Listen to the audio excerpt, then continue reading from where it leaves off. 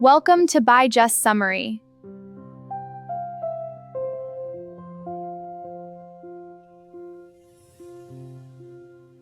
She had always been perfect at being alive. That was how Natalie Heller Mills liked to begin her videos. She would look straight into the camera, soft morning light behind her, and say it with that calm, knowing smile, "My name is Natalie Heller Mills, and I was perfect at being alive." The world believed her. 8 million people woke up to her voice every week. They watched her knead bread with flour-dusted hands, watched her children in matching linen dresses chase chickens across golden grass, watched her husband Caleb, tall, quiet, sun-browned, split with like he had been born doing it. They believed she lived the life they secretly craved, simple, godly, untouched by the noise of the modern world. They didn't see the 3 nannies who rotated shifts so the children always looked clean and calm on camera. They didn't see the industrial refrigerator hidden behind the rustic pantry door. They didn't see the producer, Shannon, standing just off frame, whispering cues. They didn't see the way Natalie's smile tightened when one of the children refused to perform. Because Natalie was very, very good at the performance. She had built an empire on it. It had started small. After dropping out of Harvard to marry Caleb, after the first 2 babies came too close together and money got tight, Natalie had begun posting little videos of their life on the old ranch they had bought cheap in Idaho. At first it was just for family. Then a few strangers found her. Then a few thousand. Then the brands came calling. She learned quickly what people wanted. They wanted the fantasy of a woman who needed nothing from the world except her faith, her husband, and the land. So Natalie gave it to them.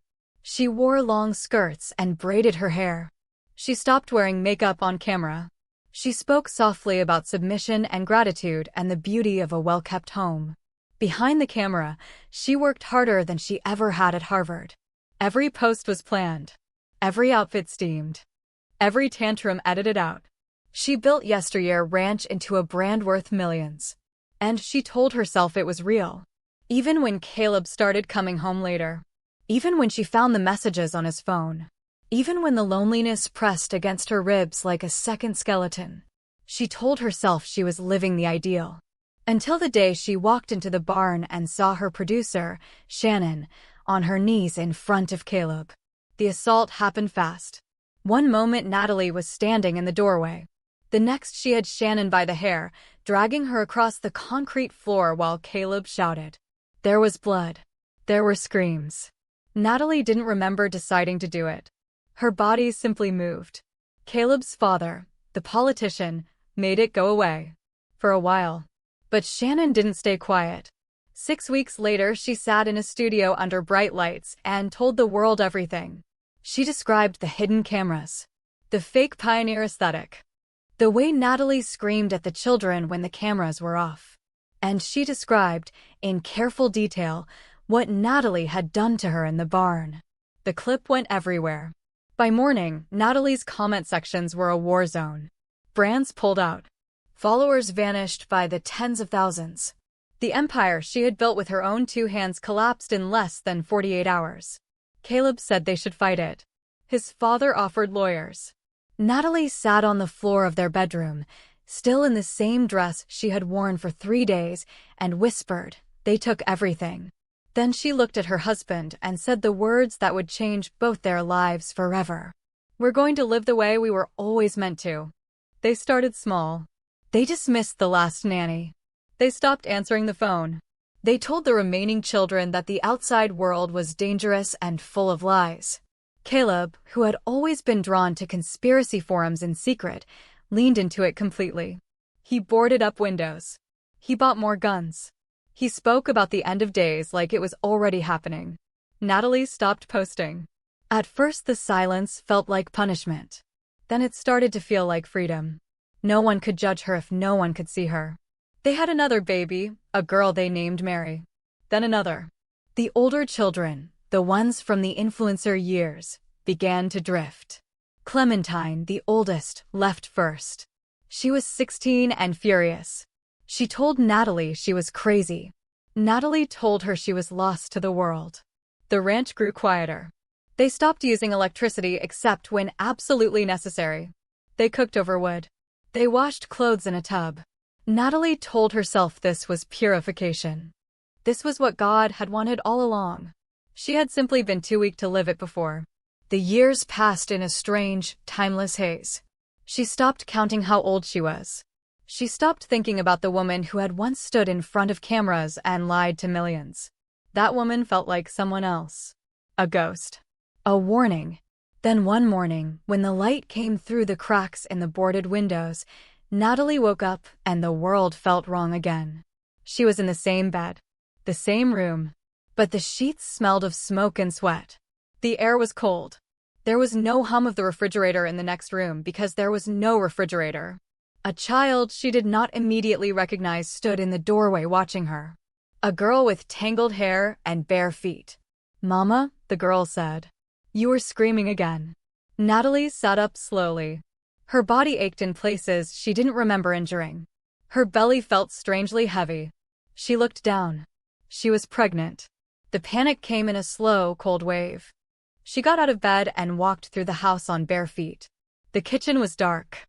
A fire burned low in the hearth. There were no lights. No outlets. No signs that the modern world had ever existed here. Caleb was already outside chopping wood. He looked older. His beard was longer and streaked with gray. When he saw her, he stopped and studied her face like he was checking for something. "You all right?" he asked. Natalie opened her mouth. Closed it. Opened it again. "Where are we?" she whispered. Caleb frowned. "Home." She spent the next 3 days searching. She looked for cameras in the walls. She dug through the dirt behind the barn looking for cables. She walked the perimeter of the property until her feet blistered, convinced she would eventually hit a fence or a road or a production trailer. She found nothing. Only trees. Only sky. Only the sound of her own breathing getting faster and faster.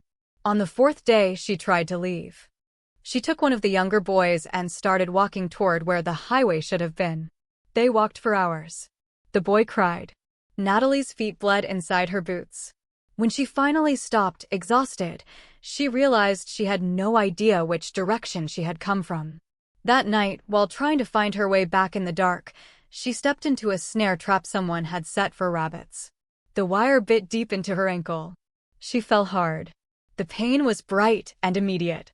She lay in the leaves and screamed until her voice broke. Caleb found her at dawn. He carried her home without a word. He cleaned the wound. He wrapped it. He looked at her with something that might have been pity or might have been fear. "You can't keep doing this," he said quietly. "The children need you here." Natalie stared at the ceiling and thought, this isn't real. This can't be real. But the pain in her leg was very real. And the child growing inside her was very real. And the way the older children watched her now, like they were waiting for her to disappear again, was very real. Winter came early that year. The snow piled against the doors. The wind found every crack in the old house. Maeve, the youngest girl, developed a cough that wouldn't go away. Natalie sat by her bed for 3 nights straight, pressing cool cloths to her forehead and whispering prayers she wasn't sure she still believed. On the 4th night, Maeve's breathing changed. Natalie knew, with a clarity that cut through everything, that her daughter was dying. She stood up, walked to the door, put on her coat. "I'm going for medicine," she told Caleb. He didn't try to stop her. She walked through the snow for hours. The cold burned her lungs. Her injured ankles screamed with every step. She kept going because stopping meant admitting she had already lost. Eventually she saw it. A trailer. Parked between 2 trees like it had been dropped there by a careless god.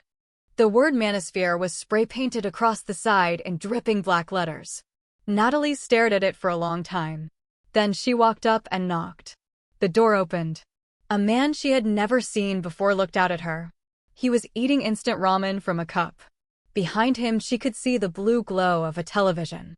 He looked her up and down and smiled like he knew her. "Hey mama," he said. "You finally made it." Natalie stepped inside. The heat hit her first. Then the smell of processed food. Then the sound of the television, some talk show she didn't recognize. She stood in the middle of the trailer and started to cry. The man let her. He handed her a blanket. He let her sit on his couch and eat his ramen. He didn't ask questions she couldn't answer. When she finally spoke, her voice was hoarse. "Is this real?" she asked. The man shrugged. "Real enough." She stayed for 2 hours. She watched the television like it was a miracle. She used his bathroom and stared at the running water like she had never seen it before. She asked him if he knew who she was. He said he used to watch her videos sometimes. Back when she was famous. "People said you went crazy," he told her. "Went off-grid with your husband. Started living like it was 1850 or something." Natalie closed her eyes. When she opened them again, the trailer felt smaller. The heat felt suffocating.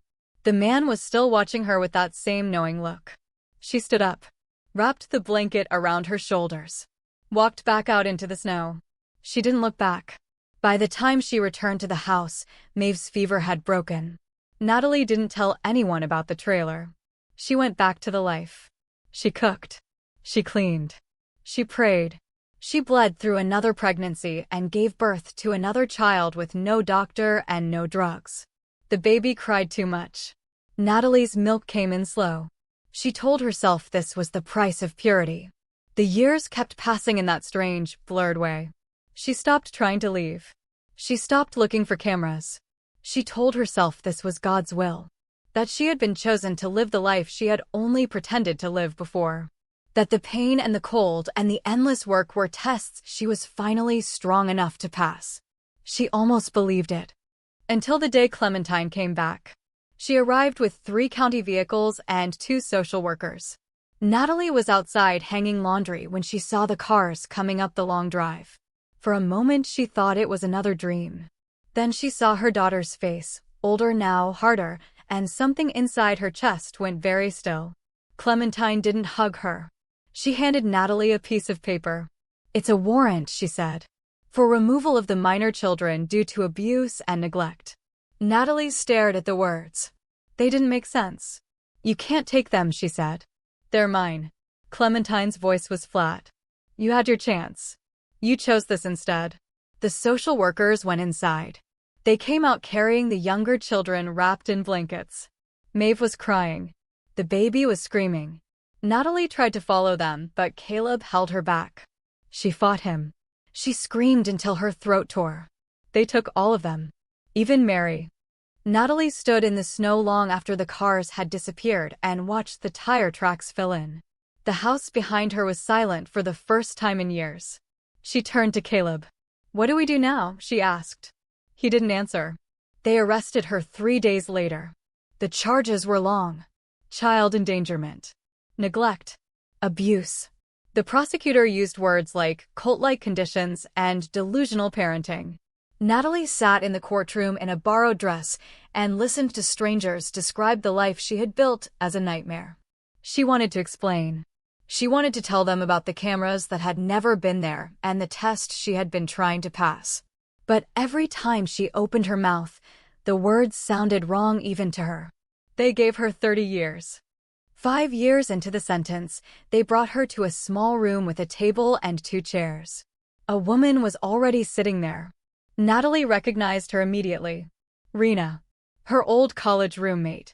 The one who had always looked at her like she was something slightly embarrassing. The one who had become a journalist and written pieces about the dark side of tradwife culture that Natalie had once laughed at. Rena looked older too. Tired. She set a recorder on the table. "I'm here to interview you," she said. "For a piece. If you want to talk." Natalie studied her for a long moment. Then she nodded. They talked for 2 hours. Natalie told her version of the story. She spoke about faith and tests and the way the world had turned on her. She spoke about the children like they were still hers to describe. She never once said she was sorry. When it was over, Rena reached into her bag and pulled out a book. It was thin. Self-published. The cover showed a simple line drawing of a girl standing in a field. "Mary wrote this," Rena said quietly. "Your daughter. It's her memoir. The first chapter is about you." She slid it across the table. Natalie opened it with hands that suddenly felt very cold. The dedication page was short. "For my mother, who taught me that some cages are built from the inside." Natalie closed the book. She didn't open it again. Rena watched her for a moment, then stood up. "I'll be in touch," she said. After she left, Natalie sat alone in the room for a long time. The fluorescent lights hummed above her. Somewhere down the hall a door slammed. She thought about the trailer in the woods. She thought about the way the man had called her mama, like he had known her all along. She thought about the children's faces as they were carried away. She thought about the version of herself who had once stood in front of millions of people and told them she was perfect at being alive. That woman felt very far away now. But sometimes, late at night when the prison was quiet, Natalie still heard her voice. Clear. Calm. Certain. "My name is Natalie Heller Mills," the voice would say, "and I was perfect at being alive." She never answered it. She simply lay in the dark and waited for morning.